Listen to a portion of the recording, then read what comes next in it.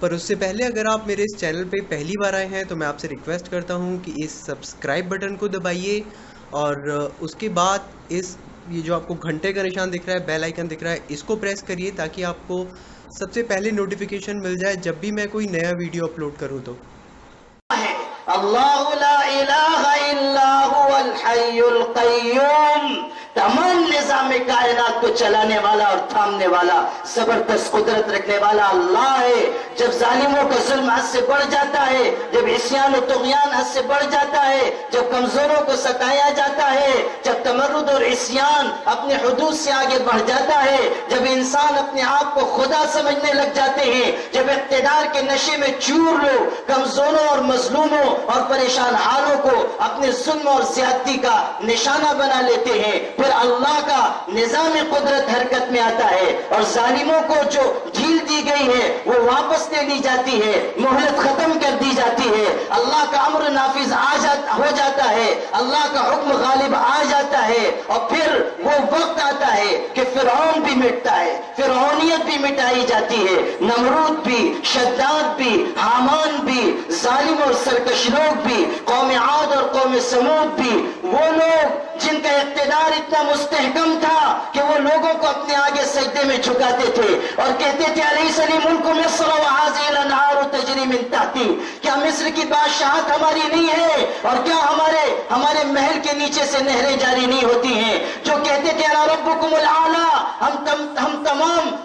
تمام رب سے، تمام معبودوں سے بڑھ کر معبود ہیں، سب سے بڑے خدا اور رب ہیں، ان لوگوں کے اوپر بھی وہ وقت آیا جس کو قرآن نے نقل کیا، فَالْيَوْمَ نُنَجِّيكَ بِبَدَنِكَ لِتَكُونَ لِمَنْ خَلْفَكَ آیا۔ او فرعون، تجھ کو ہم دریا میں غرق کر کے تباہ کر رہے ہیں اور تیری لاش کو بھی ہم دنیا کے انسانوں کے لیے عبرت کا نشان بنا کر باقی رکھیں گے، تاکہ تیرے بعد آنے والے لوگ، سرکشی اور کبر اور تکبر کے راستے پر چلنے والے لوگ، مظلوموں کو ستانے والے لوگ سمجھ لیں کہ ظالموں کا انجام کیا ہوا کرتا ہے۔ اللہ تعالیٰ کا ایک نظام ہے اس کائنات میں، تمام ظالموں اور سرکشوں کو ختم کیا گیا اور مٹایا گیا۔ فرعون کے دور میں مسلمان کتنے کمزور تھے، کتنے مظلوم تھے، کتنے پریشان حال تھے، نماز پر پابندی، عبادات پر پابندی، جینے تک کا موقع نہیں دیا جا رہا تھا۔ یقتلون ابناءکم ویستحیون نساءکم، اب لڑکوں کا قتل عام ہو رہا ہے، عورتوں کو زندہ رکھا جاتا ہے، کمزوروں کو مزید دبایا جا رہا ہے، اور سرکش لوگ سرکشی میں آگے بڑھ رہے ہیں۔ لیکن جب اللہ تعالیٰ کا حکم آیا تو فرعون بھی مٹایا گیا اور نمرود بھی مٹایا گیا اور شداد بھی مٹایا گیا۔ آج کہیں نام و نشان بھی موجود نہیں قوم عاد کا، قوم سمود کا۔ جگر نے کہا تھا جا غور غریباں پہ نظر ڈال بعبرت، کھل جائے گی تجھ پر تیری دنیا کی حقیقت، عبرت کے لیے ڈھونڈ کسی شاہ کی تربت، پوچھ کہاں ہے وہ تیری شان حکومت، کل تک جو بھرا تھا وہ غرور آج کہاں ہے، بولے کاسے سر تیرا تاج کہاں ہے۔ تو آج جو ظلم کے راستے پر چل رہے ہیں وہ سمجھ لیں کہ یہ راستہ تباہی اور بربادی کا راستہ ہے، اور مسلمان بھی مایوسی کا شکار نہ ہو، ہمت نہ ہاریں، حوصلہ نہ ہاریں۔ اس امت پر اس سے زیادہ مشکل ترین حالات آئے، اس ملت پر اس سے زیادہ سنگین اور دشوار مصائب آئے، دشوار گزار مصائب آئے، حالات اس سے زیادہ بدتر رہ چکے، لیکن ایمان والے اپنی جگہ مستحکم رہے۔ جب بدلیاں چھٹیں تو پھر سے اللہ تعالیٰ نے اہل ایمان کو غلبہ عطا کیا۔ آپ کو یاد کر لینا چاہیے کہ روس پر ایک وقت ایسا آیا کہ جب وہاں کمیونسٹوں کی حکومت ہوئی، لاطین لوگ آگے اور کمیونزم پھیلا دیا گیا، عبادات پر پابندی لگا دی گئی، مساجد ڈھا دی گئی، علماء کو شہید کر دیا گیا، حفاظ کرام کا قتل عام ہوا۔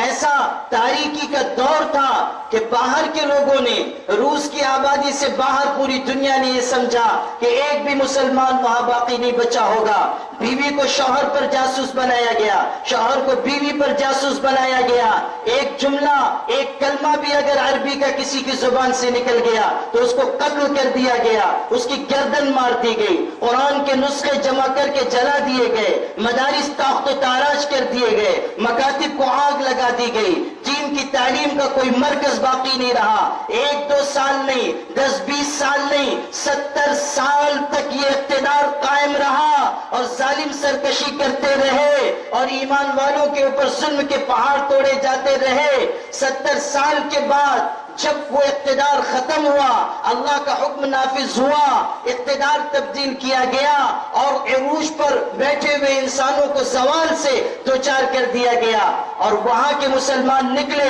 दुनिया के मुख्तलिफ खित्तों में गए, तो लोग हैरान रह गए कि जहां के बारे में ये तसव्वुर था कि शायद अब वहां कोई कलमा जानने वाला भी नहीं होगा, शायद वहां कोई सना पढ़ने वाला नहीं होगा, शायद वहां कोई अत्तहियात याद रखने वाला भी नहीं होगा, शायद वहां कोई नमाज का पूरा तरीका जानने वाला भी नहीं होगा। उस इलाके के मुसलमानों में बेहतरीन उलमा, बेहतरीन हुफ्फाज, बेहतरीन दाइयाने दीन दुनिया के लोगों ने देखे। दुनिया हैरान रह गई कि हमसे बेहतर कुरान पढ़ने वाले इनके पास हैं, हमसे बेहतर मसाइल का इल्म रखने वाले उलमा इनके पास हैं, हमसे बेहतर मसाइल की बारीकियों को जानने वाले फकीह और मुफ्ती इनके पास हैं। पूछा गया कि 70 साल तक मदारिस पर पाबंदी रही, कुरान का एक नुस्खा भी बाकी नहीं रखा गया, ऐसे शदीद तरीन मसाइब से आप लोगों को दो चार कर दिया गया। कैसे आप लोग बाकी रहे दीन पर, कैसे बाकी रहे आप ईमान पर, कैसे आपने हाफिज तैयार किए,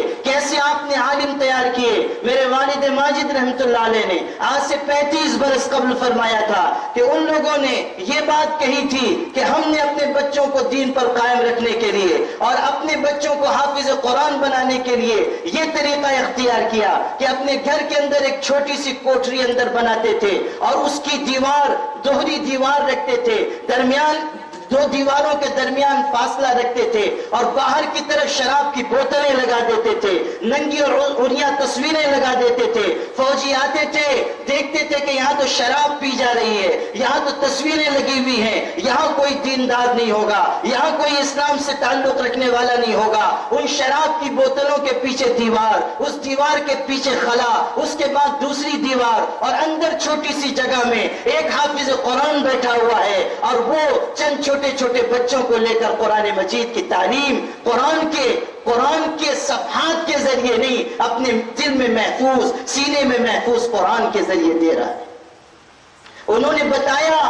और ये सुनकर हमारे मुल्क के उलमा शश्तर और हैरान रह गए कि हमने ये तरीका इख्तियार किया तालीम का कि तहज्जुद के वक्त एक फर्जी जनाजा बनाकर हम निकलते थे, कब्रिस्तान जाते थे और वहां कब्र में हम अपने चंद बच्चों को उतार देते थे, एक हाफिज कुरान को या आलिम को उतार देते थे, वो मोमबत्ती जलाकर हमारे बच्चों को दीन की तालीम देता था। ऊपर से हम तख्ते लगा देते थे, कोई फौजी सिपाही आने लगता तो हम मिट्टी अपनी मुट्ठी में भर भर के डालने लगते, गोया कि हम मुर्दे की तदफीन कर रहे हैं और अंदर कुरान की और हदीस की तालीम दी जाती थी। ये है वो चीज जिसको कुरान ने कहा, युरीदून लियुत्फिऊ नूरल्लाहि बिअफ़वाहिहिम